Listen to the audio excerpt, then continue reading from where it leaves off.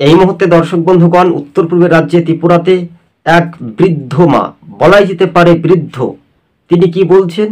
বিজেপির বিরুদ্ধে তীব্র কটাক্ষ সুর কিন্তু রীতিমতো বলছেন, আর এই ভিডিও রিয়াকশনের মাধ্যমে আপনাদের সঙ্গে তুলে ধরছি। দেখুন, তারপর আসবো বিস্তারিত প্রতিবেদন থেকে।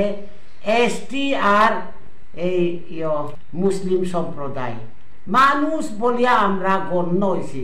আগে আমরা বনের বানর ছিলাম, কিন্তু সিপিএম আসার পরে সকলের অধিকার আছে।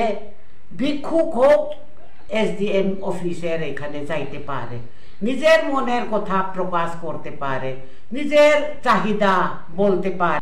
এইরকম আপনি শুনতে পেলেন নিশ্চিন্তে জনজাতি সাধারণ ভোটার এক বৃদ্ধর মুখ থেকে। আপনারা বৃদ্ধ থেকে বৃদ্ধা প্রত্যেকেই কিন্তু বিজেপির জোট সরকার 2018 পর দ্বিতীয়বার যখন তারা 2023-এর নির্বাচনে ক্ষমতা এসেছিল বিধানসভা ভোটে, দ্বিতীয়বার এই রাজ্যের আইন শৃঙ্খলা নিয়েও গণতন্ত্র অধিকার কতটা দিতে পেরেছেন এই বৃদ্ধমা, তার মুখ থেকে আপনারা শুনতে পেলেন। সবুজবঙ্গ নিউজ ইউটিউব চ্যানেলটি ভালো লাগলে প্রথম থেকে শেষ পর্যন্ত দেখবেন, আর চ্যানেলের নতুন হলে অবশ্যই সাবস্ক্রাইব করে সঙ্গে থাকবেন।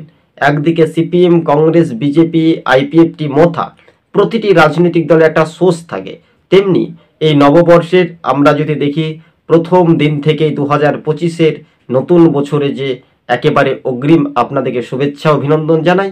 কিন্তু রাজ্য রাজনীতির ময়দানে 1 ইঞ্চি জমি ছেড়ে কথা কেউ বলবে? ত্রিপুরা রাজ্যের যদি এক বৃদ্ধ থেকে বৃদ্ধা 80 থেকে 65 ঊর্ধ্বের মানুষজন ভোট যদি না দিতে পারে, কতটা তাদের আফসোস জীবনে থাকে। তাই সিপিআইএম এর প্রশংসায় গভীর প্রশংসা করে ফের রাজ্যের শাসক দলের জোট সরকারকে তীব্র কটাক্ষ করেছেন এক বৃদ্ধ মা। তার নাম পারিবারিক সূত্র মারফত যে খবরের ইঙ্গিত পাওয়া যাচ্ছিল ত্রিপুরায়, সেটা তার জনজাতি। কথাবার্তায় আমরা পরিষ্কারভাবে জানতে পারলাম পাহাড় যার ক্ষমতা তার রীতিমতো হয়েছিল। সেই পাহাড়ের রাজনৈতিক পরিস্থিতি এখন টলমলো করেছিল। তো রাজনৈতিক পরিস্থিতি বা রাজনৈতিক ইতিহাস সেটা কতটা স্পষ্ট হবে দর্শক বন্ধুগণ, প্রথম থেকে শেষ পর্যন্ত দেখবেন। চ্যানেলের নতুন দর্শক হয়ে থাকলে অবশ্যই চ্যানেলটিকে সাবস্ক্রাইব করে সঙ্গে থাকবেন।